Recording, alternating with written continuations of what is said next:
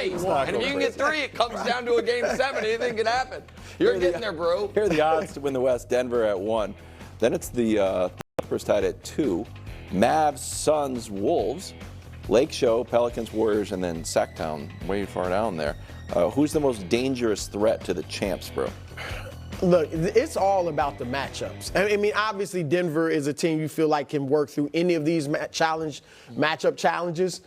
But my team, we know I picked the Clippers to get to the conference finals, and we're going to talk about them a little later. But if they're healthy, I like the Clippers, if they're healthy, all right? But we'll talk about that. All right.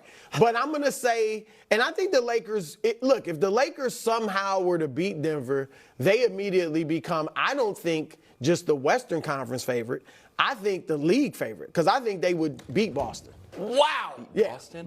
I'm not. Wow. Look, I picked Boston. That's in the a East. great take. If they get, Fantasy well, now I don't think they're getting beating Denver, but if they do, you don't think people are going to be saying they're going to win it? Well, if they beat I'll Denver, tell you this much, I will be. Yeah, I mean, if they beat Denver, and yeah. I think they will handle ball. I really do. Okay. I like Boston in the East. I think, what are they, 1-1 against Boston this year? Yeah, I think LeBron, AD, I think but the best, I'm going to go with Minnesota because I think and they're going to have their hands full with Phoenix. Yeah. So I'm just saying, though, a one-on-one matchup in a series, I think Minnesota with their size and, you know, not just Karl Anthony Towns and Gobert. Naz Reid has played great when Gobert was out. You got that one incredible individual superstar that can just take over a series in Anthony Edwards.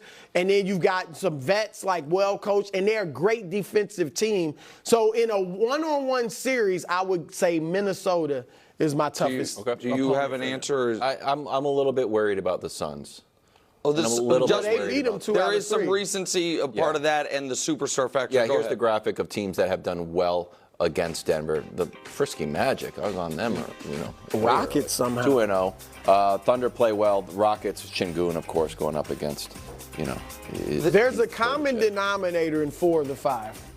Can you pick it out? Tall people? What is it? Young. Oh, young and athletic. Young and fast. I mean, the Denver's not like incredibly athletic. So this graphic and the fact that you're using this graphic to support Phoenix does mean, listen, good people of Oklahoma City, I apologize that this show unintentionally keeps really disrespecting your team. Like, by the way, because they're not my answer. They're not my answer either. We had a whole MVP conversation last week, and because Brew and I agree on this, that it was a Luka Jokic conversation, didn't even include SGA. The Oklahoma City is 3-1 against Denver and is the only team that would have home court advantage against them in the conference, and none of us are going to say them because Brew went Minnesota. No, I get it. Brew went Minnesota. You went Phoenix, and I'm going with the right answer, which is Dallas. Dallas is 15-2 in its last 17. If we throw out the last 2 games of the year, they sat everybody. Like the games that mattered, they were that. And if there is any player in the league that for a series can match Nikola Jokic, it's Luka. And we can show their career playoff numbers, like, you know, it's kind of horse of a different color. I don't think that's what the phrase is at all. But the point is, they both have historic levels of impact in the postseason. They are both already, in my opinion, great postseason players. I know Luka doesn't have the hardware to show that yet, but only Jordan has ever averaged more points per game in a postseason. And so, if Luka could play Jokic to a draw, Kyrie could play Murray to a draw, and now all of a sudden, you know, it's like we've got Derek Lively and a podcaster. You've got a lot of things going on. Like, I mean, listen, man, put yourself out there. Hey, they got to face the Clippers in the first round. That's the problem. That's what we're going to talk about next. I do like Dallas. Brew wanted to say Dallas, but he has to have them losing in round 1. All right, coming up next, what's the reading on Brew's Clippers confidence meter? Always a little higher than it should be. That's next on FS1, the Fox Sports Channel on SiriusXM. Welcome back to a delicious show. Northern California playing Warriors in Sacramento tomorrow night, regular season series. Tied at 2 games apiece. But Steve Kerr thinks that Golden State can still be very special. Take a listen. We have a really good connection on this team. Good chemistry, guys pulling for each other, putting in the work. So I've got a good feeling about what's ahead. I think we still have a chance to do something special. Okay, he said this last week too, Bruce. So I don't think he's lying. How much faith do you have in Golden State? They're playing good basketball. I mean, to the point where I think all of us were surprised when they lost that game recently that kind of knocked them into the 10th seed. Look, I will admit this, and I said last week, I think I put them in that group of teams, but it's a tight group. Some people and they're would all say you similar cursed them because it fell apart. To the Western Conference Finals, that possibility. That's their ceiling. I just got to be honest. They're going to have a tough time just getting into the playoffs. Yeah. Because now they'll beat Sacramento. I'd be surprised if they lose. Because, look, I might think differently if Malik Monk were playing and Kevin Huerter. The Kings have not been the same. Those two are out. They've been 4-7 down the stretch. So I just think Golden State's going to beat them. Now, New Orleans, I mean, assuming they lose to the Lakers, it's not going to be an easy matchup. So I'm just saying, to win 2 games like that, you never know. Once they get there, then you've got rested OKC. Yeah. Now I think I would pick them. I think I picked them over OKC. Oh, I would not. I think I picked them over OKC. Wow. With this show just keeps. And then they'd have the Clippers. No, or the the we're Mavericks. so far down. Yeah, it's a long way to go. I'll just say this: they are playing really good basketball. I disagree with that part. They got the 4th best record since the All-Star game. I know people. I keep throwing these out, but that's how well they've been playing. I agree that that over the last couple months they've played really good basketball. I hate this last week. So they beat the Lakers, and credit to them. It was the next game, and it got lost in the shuffle. But you are playing a Blazers team that had lost 12 of 14, and the 2 wins, they beat them. But they sat. Well, Steph played 37 minutes in that game. They sat a couple of other players. Clay and Draymond. Right, but hold on. Right, because you are confident that, let me give the context here. You have a back-to-back.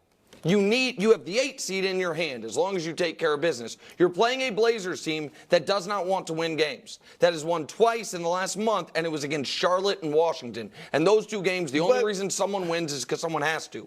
And Scoot's playing his best ball of the season. Yes, which is a low bar. And a nod to you. I understand. But he actually has played well the last month and a half. And it's tied with 6 minutes left. And Steph, who Steve Kerr desperately doesn't want to put heavy minutes on, in game 80 on the first night of a back-to-back, plays 37 minutes, they win. The next night you play New Orleans, who you could potentially have to play after beating Sacramento if you do that, and you lose. You just lose. And so right now, do I think Steph seems exhausted? Steph's attempted game winner against New Orleans was a guy who had carried a very heavy load and was taking a prayer shot.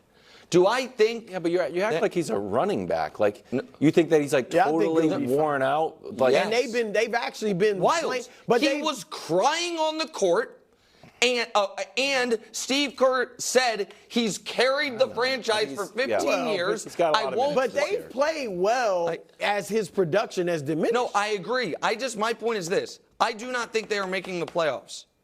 Bruce right that the Kings have not played well. The injuries, so you lose your 5th and 6th best players. I think they're going to lose one of these 2. I'm not sure. We'll talk more about the actual playing games tomorrow. That's a big step. That means they're done, right? Yes. The Warriors is right. I think the only thing that keeps them together is a deep run. Correct. And I think that at least there is. And I'm not. Maybe Rick, our great director, maybe we can bring the beam back for a day. Let's not go that far. Here's what I'm going to tell you. And I spent the weekend, as did you guys, with a lot of people from Sacramento. The environment in that arena tomorrow night, where you asked my dear cousin Pee Wee about the Kings-Warriors rivalry. Yeah. And what did he say? He's like, we can't really say anything because they're just so Loves Brock Purdy, though. Right. He does. He does love Brock Purdy. But they would have an opportunity for the final game Steph, Clay, and Draymond ever play together, potentially, to be a loss to them in their building. But they've seen that building. Okay. Last year you were singing last that year, same old song, and the Warriors were terrible. And last year it took a 50-point Steph game in order to escape a Game 7. I'm just saying, I think that I have no faith in the Warriors. My faith level has stayed the same. There's a reason they've always been a 0%er on title pie. I have no faith in the Warriors. I asked Josh to make an optimistic Warriors graphic. It's not Kings